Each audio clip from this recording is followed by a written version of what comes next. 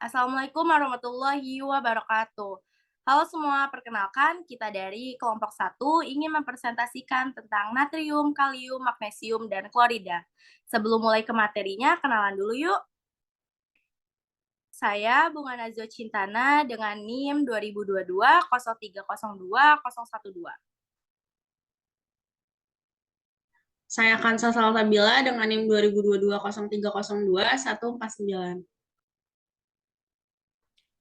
Nama saya Kanzali Hasna dengan NIM 2022-0302-064. Dan saya Nazwa Naila Hamidah dengan NIM 2022 0302 023. Oke teman-teman, yang pertama kita bahas dulu tentang mineral. Apa sih itu mineral? Mineral adalah salah satu nutrisi yang dibutuhkan oleh tubuh untuk menjalankan fungsi normal. Mineral berfungsi untuk mengatur metabolisme kompleks yang berhubungan dengan enzim. Nah, mineral juga merupakan konstituen anorganik penting dalam tubuh. Terdapat klasifikasi berdasarkan konsentrasi, yaitu makromineral dan mikromineral. Nah, teman-teman, penting nggak sih mineral makro itu?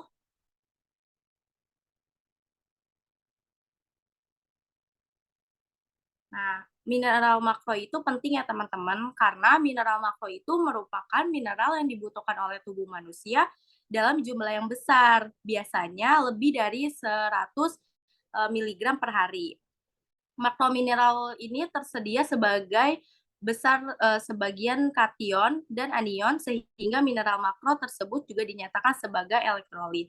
Contoh dari mineral makro itu ada natrium, kalium, magnesium, dan klorida.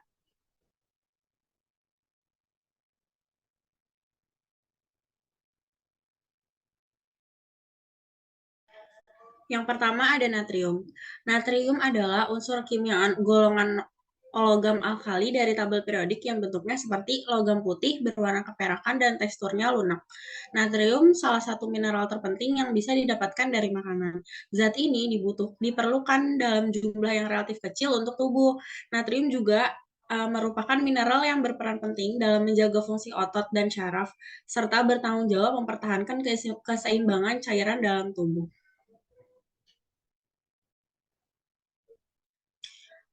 Dari sini ada manfaat natrium.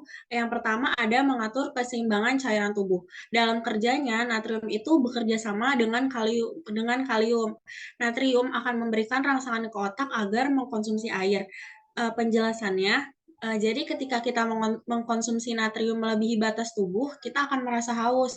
Nah, rasa haus tersebut kemudian diikuti dengan konsumsi air dan kerja ginjal untuk mengeluarkan natrium lebih banyak, sehingga volume darah akan berkurang dan menyebabkan menjadi lebih seimbang.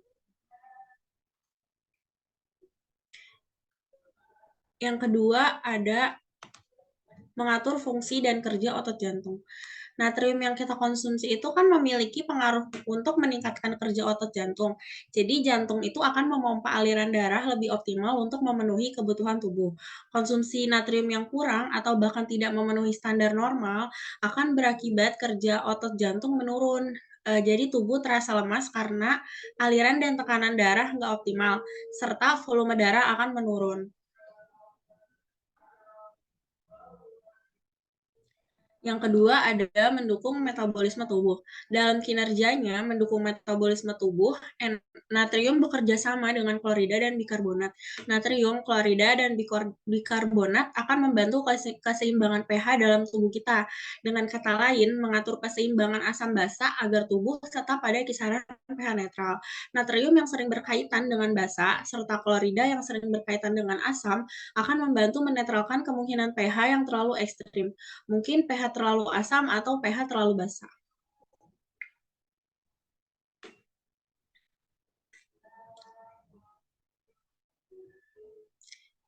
Yang keempat ada pengangkutan zat gizi lain melalui membran sel. Perlu diketahui bahwa natrium itu mempunyai kemampuan untuk menembus membran sel yang kadangkala senyawa lain tuh nggak bisa ngelakuinnya. Jadi ketika natrium menembus membran sel, dia itu akan membawa zat gizi lainnya untuk ikut dibawa masuk membran sehingga kecukupan gizi akan terpenuhi. Yang kelima ada merangsang kerja saraf. Natrium mampu merangsang kerja saraf sehingga rangsangan-rangsangan yang berasal dari saraf kita mampu sampai ke otak dengan optimal. Natrium ikut berperan mengkonduksi impuls dari saraf-saraf kita.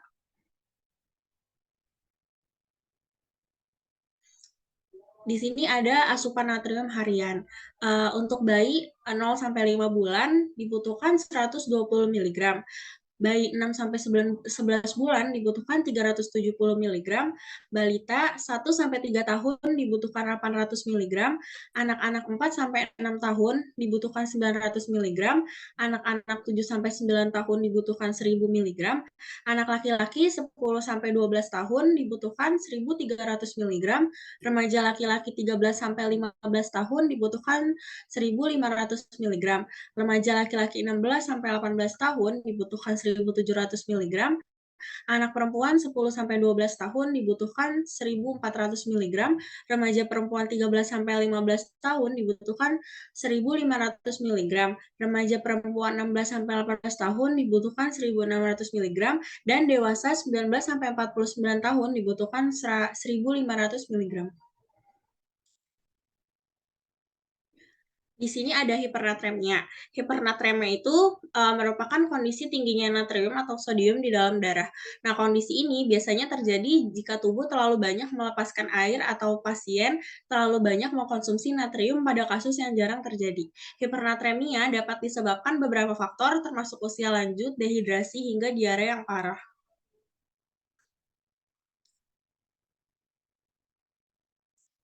Di sini ada gejala hipernatremia. Gejala utamanya itu biasanya rasa haus berlebih. Penderitanya itu akan mengalami kondisi yang disebut letargi, yaitu kelelahan ekstrim, kurang energi, dan dapat menimbulkan kebingungan. Pada kasus yang parah, hipernatremia dapat memicu kedutan pada otot. Gejala ini terjadi karena natrium berperan dalam fungsi otot dan saraf. Peningkatan natrium yang parah juga berisiko memicu kejang dan koma. Terus ada juga hiponatremia. Hiponatremia itu merupakan gangguan elektrolit yang disebabkan oleh rendahnya kadar natrium atau sodium di dalam darah. Tidak normalnya kadar natrium ini dapat terjadi karena banyak hal, mulai dari penyakit hingga efek samping penggunaan obat-obat tertentu. Pada hiponatremia, kadar natrium di dalam darah berada di bawah normal. Hal ini membuat air keluar dari pembuluh darah dan masuk ke dalam jaringan. Akibatnya, sel-sel tubuh bengkak. Jika terjadi di otak, pembengkakan sel dapat menimbulkan bahaya seperti kejang hingga penurunan kesadaran.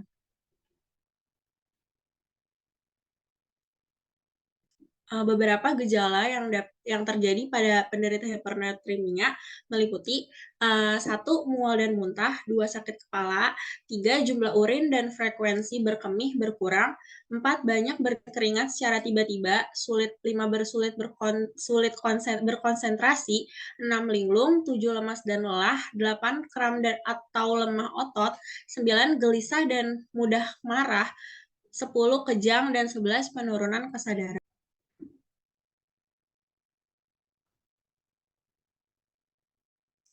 Makanan yang mengandung natrium, pada 100 gram tomat terdapat 230 mg, pada 100 gram sereal terdapat 795 mg, pada 100 gram kecap asin terdapat 5.439 mg.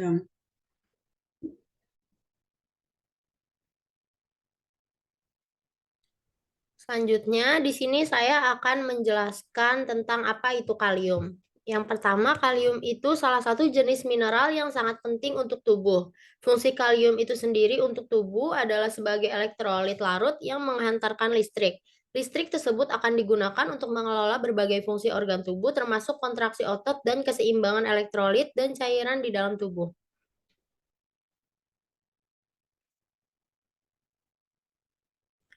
Untuk menjaga keseimbangan cairan, ini salah satu manfaat dari kalium.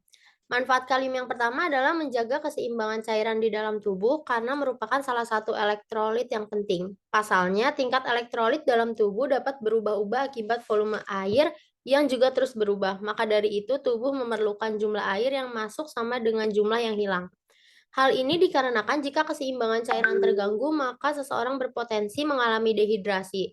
Dalam hal ini, kalium berperan dalam menentukan jumlah air dalam sel agar tidak terjadi dehidrasi ataupun overhidrasi.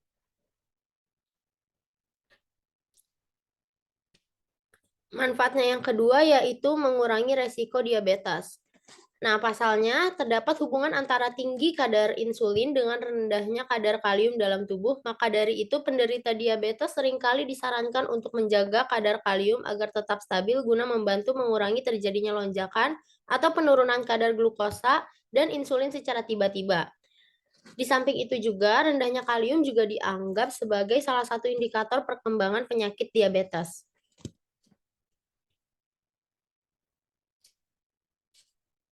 Yang ketiga, itu dapat mencegah batu ginjal. Kalium juga bermanfaat dalam mencegah terjadinya batu ginjal. Mengkonsumsi makanan tinggi potasium diketahui dapat menurunkan kadar kalsium dalam urin yang berpotensi memicu penyakit batu ginjal. Dengan memenuhi kebutuhan potasium harian, resiko seseorang mengalami batu ginjal pun bisa diminimalkan. Next. Membantu fungsi sistem syaraf tubuh. Sistem syaraf tubuh ini berfungsi untuk mengirimkan pesan atau sinyal berupa impuls syaraf. Impuls syaraf terdiri dari ion natrium yang berpindah ke dalam sel dan ion potasium yang berpindah keluar sel. Dalam hal ini, manfaat kalium adalah memaksimalkan impuls saraf yang dihasilkan oleh sistem syaraf pusat, sehingga sinyal dari otak bisa tersampaikan dengan baik.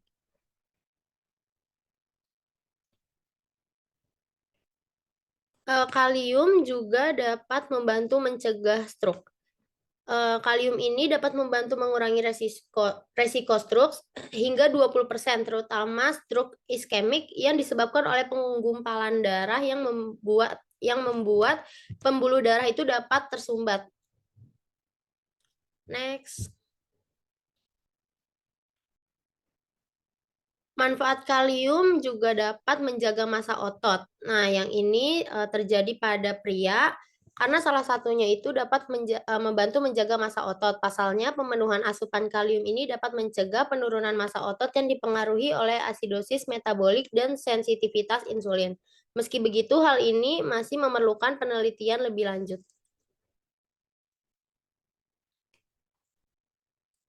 Selanjutnya ada mengurangi resiko penyakit jantung. Mengonsumsi makanan yang diperkaya kalium setiap hari bermanfaat dalam menjaga denyut jantung tetap stabil. Perlu diketahui juga bahwa kekurangan kalium dalam tubuh menjadi salah satu faktor resiko terjadinya kematian akibat aritmia, terutama pada orang dengan riwayat penyakit jantung sebelumnya. Asupan kalium. Asupan kalium hanya bisa diperoleh dari makanan atau minuman dan kebutuhan kalium setiap orang itu berbeda-beda, ada kategori usianya. Untuk kategori asupan kalium yang terendah itu ada pada anak usia 1 sampai 3 tahun yaitu sekitar 3.000 mg per hari, dan untuk tertingginya itu ada pada ibu menyusui sekitar 4.700 sampai 5.000 mg per hari. Apa sih akibat dari kelebihan kalium? Salah satunya ada hiperkalemia. Hiperkalemia itu gangguan kesehatan yang ditandai dengan meningkatnya kadar kalium dalam darah hingga melebihi angka normal. Normalnya itu pada darah yaitu 3,5 sampai 5,1 milimol per liter. Kalium merupakan jenis mineral yang baik untuk menjaga fungsi jantung dan memiliki peran penting pada tulang, pencernaan, fungsi otot, dan kontraksi otot. Apabila kadar kalium dalam darah sudah mencapai angka di atas 5,1 milimol per liter, kondisi ini dapat dikatakan sebagai hiperkalemia.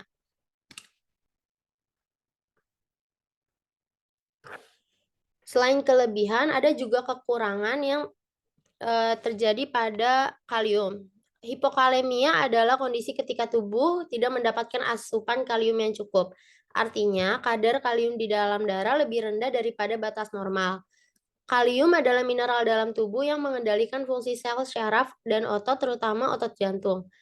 Kalium juga berperan dalam menjaga keseimbangan cairan tubuh dan mengatur tekanan darah.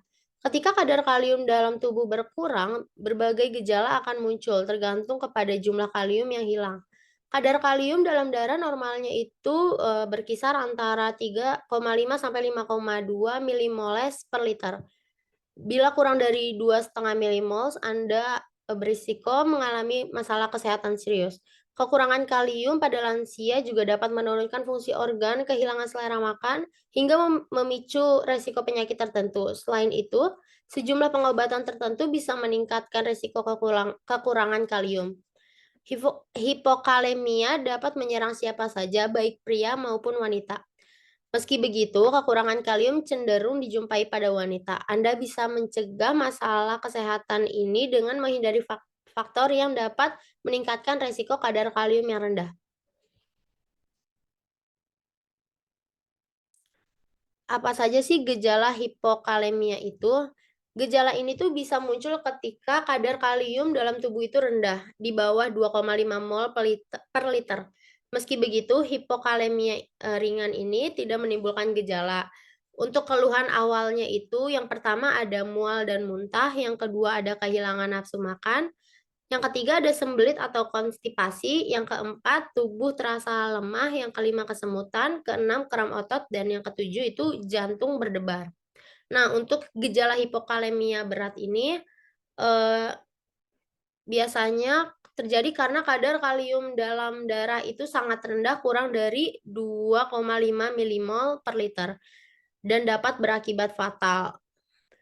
Beberapa gejala hipokalemia yang berat ini salah satunya ada ileus paralitik, dan yang kedua ada kelumpuhan, ketiga ada gangguan irama jantung atau aritmia, yang keempat henti nafas. Nah, untuk makanan yang mengandung dalam kalium ini yang dijelasin pada PPT per 100 gram. Pada pisang, dalam 100 gram pisang itu terdapat 358 mg kalium. Untuk kentang, pada 100 gram kentang itu terdapat 600 mg kalium. Pada kiwi, 100 gram kiwi itu mengandung 312 mg kalium.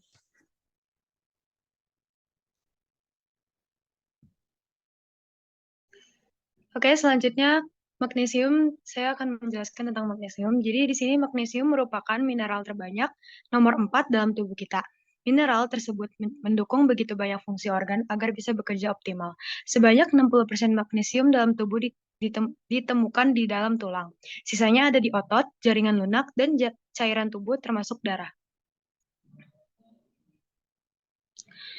Di sini ada 5 manfaat dari magnesium, yaitu yang pertama untuk menjaga kekuatan tulang, yang kedua mencegah migrain, yang ketiga menurunkan tekanan darah tinggi, yang keempat menjaga kesehatan jantung, dan yang terakhir adalah mengurangi risiko terkena penyakit diabetes. Di sini juga ada kebutuhan magnesium perharinya. Kebutuhan magnesium ini berbeda pada tiap orang berdasarkan jenis kelamin dan usia. Berdasarkan National Institute of Health atau NIH, berikut kebutuhan asupan magnesium Anda. Untuk yang paling rendah terdapat pada usia 0 sampai 6 bulan sebanyak 30 mg per harinya. Dan untuk yang tertinggi terdapat pada usia 31 tahun ke atas sebanyak 420 mg untuk laki-laki dan 320 mg untuk perempuan. Selanjutnya di sini ada ada gejala apabila kita kelebihan magnesium, yaitu hipermagnesemia. Kelebihan magnesium adalah ketidakseimbangan elektrolit yang dicirikan dengan tingginya kadar magnesium dalam darah. Kondisi yang juga disebut dengan hipermagnesemia ini terbilang langka dan biasanya disebabkan oleh penurunan fungsi ginjal atau gagal ginjal. Magnesium termasuk mineral yang dibutuhkan tubuh dalam jumlah besar. Mineral ini berperan penting dalam menghantarkan sinyal saraf, kesehatan tulang, dan pembuluh darah, fungsi jantung, serta keseimbangan elektrolit tubuh. Orang yang sehat umumnya memiliki kadar magnesium rendah dalam darahnya. Sistem pencernaan dan sistem urologi, terutama ginjal, senantiasa mengatur seberapa banyak magnesium yang diserap oleh tubuh maupun dikeluarkan melalui urin. Namun, pada orang yang mengalami hipermagnesemia, kadar magnesium meningkat drastis sehingga menimbulkan berbagai gejala. Jika dibiarkan, kadar magnesium yang terlalu tinggi dapat menyebabkan komplikasi berbahaya pada jantung.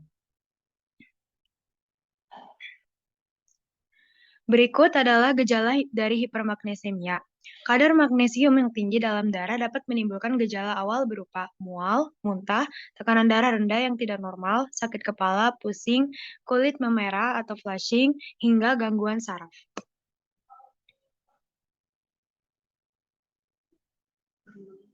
Kadar magnesium darah kurang dari 4 mg per desiliter miligram atau per miligram biasanya hanya menimbulkan gejala ringan atau tidak menimbulkan gejala sama sekali. Kurang dari 7 mg per desiliter, gejala yang muncul yakni mual, pusing, kebingungan, dan tubuh melemah. Jika kadar magnesium darah mencapai 7 sampai 12 mg per desiliter, kemungkinan terjadi penurunan refleks, sakit kepala, flushing, dan sembelit. Penderita juga bisa mengalami tekanan darah rendah, kebingungan yang semakin parah, dan penglihatan kabur. Kadar magnesium darah di atas 12 mg per desiliter menyebabkan kelumpuhan otot, penurunan tekanan darah dan laju pernapasan, serta penyumbatan usus. Bila kadar magnesium mencapai 15 mg per desiliter, penderita dapat mengalami serangan jantung dan koma. Berikut juga ada dampak kekurangan magnesium, yaitu otot kram, berkedut, dan tremor. Kerutan, tremor, dan kram adalah dampak yang terjadi bila tubuh kekurangan magnesium. Dalam situasi yang tergolong parah, efek yang bisa dirasakan selanjutnya adalah kejang-kejang. Sebenarnya, selain kekurangan magnesium, penyebab otot kram dan berkedut adalah stres dan mengonsumsi terlalu banyak kafein. Yang kedua ada gangguan mental. Gangguan mental adalah dampak lain bila tubuh kekurangan magnesium yang harus diwaspadai.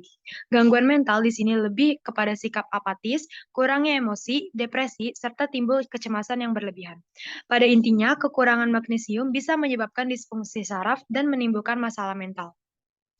Dan yang terakhir di sini ada osteoporosis, yaitu gangguan yang ditandai dengan tulang yang melemah dan peningkatan risiko patah tulang. Berikutnya ada kelelahan secara fisik. Kelelahan fisik adalah dampak yang bisa dirasakan oleh tubuh saat kekurangan magnesium. Perlu diingat, wajar bila seseorang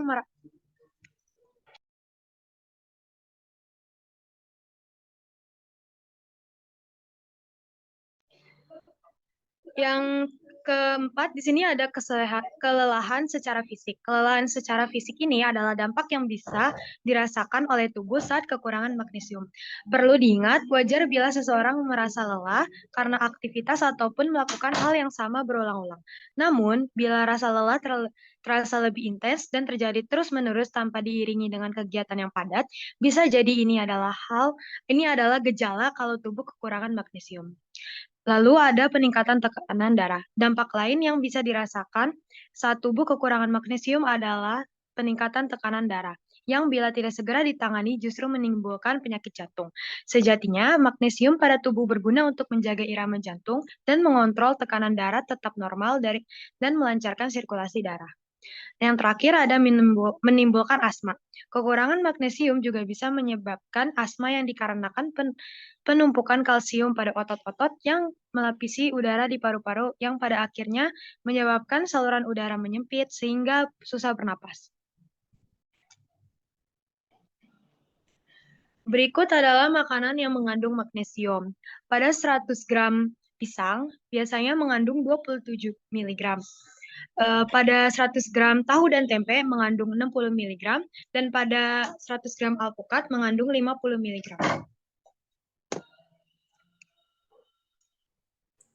Dan yang terakhir kita akan membahas tentang klorida. Klorida adalah salah satu elektrolit yang paling penting di dalam darah. Klorida diperlukan untuk menjaga keseimbangan cairan tubuh di dalam dan di luar sel, membantu mempertahankan volume darah, tekanan darah, dan pH dalam tubuh. Klorida juga merupakan bagian penting dalam proses pencernaan. Manfaat klorida yaitu yang pertama ada menciptakan saluran khusus pada membran sen, yang kedua membantu otot dan jantung berkontraksi, yang ketiga ada berperan dalam proses pencernaan makanan.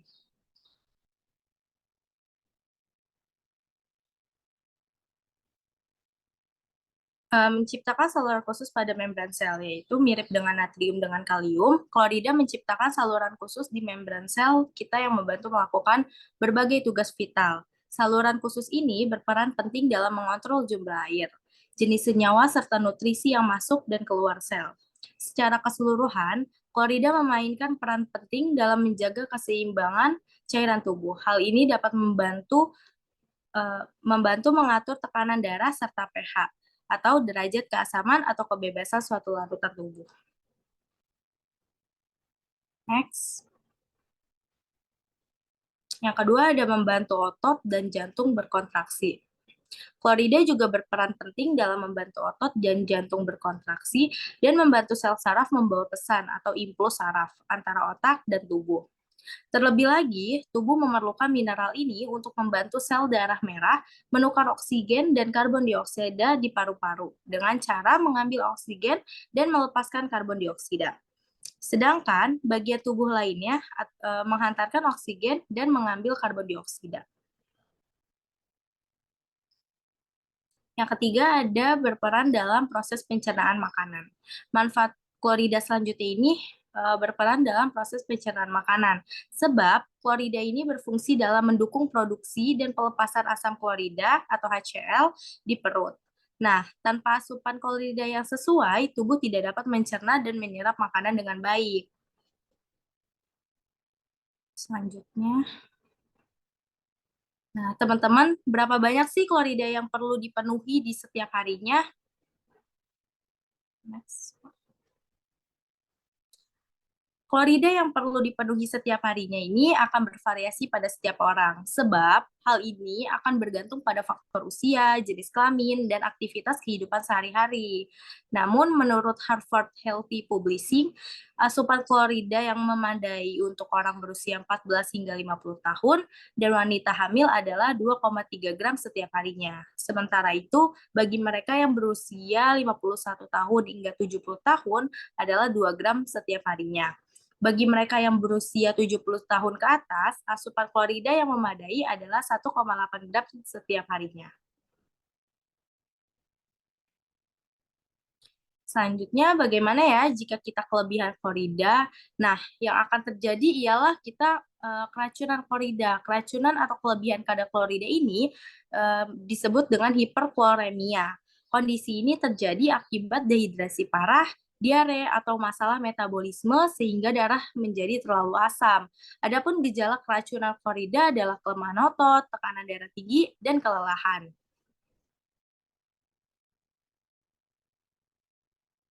Nah, tubuh yang mengalami kekurangan klorida ini akan mengalami gangguan pada fungsi jantung dan paru-paru.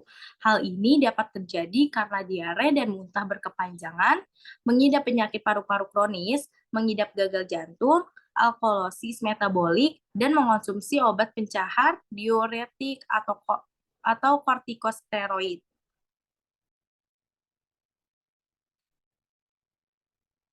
Nah, makanan yang mengandung klorida ini ada tomat, rumput laut, seledri, dan selada. Oke, teman-teman, cukup sekian presentasi dari kelompok 1. Semoga mendapatkan manfaat buat kalian semua. Terima kasih. Wassalamualaikum warahmatullahi wabarakatuh. Guys.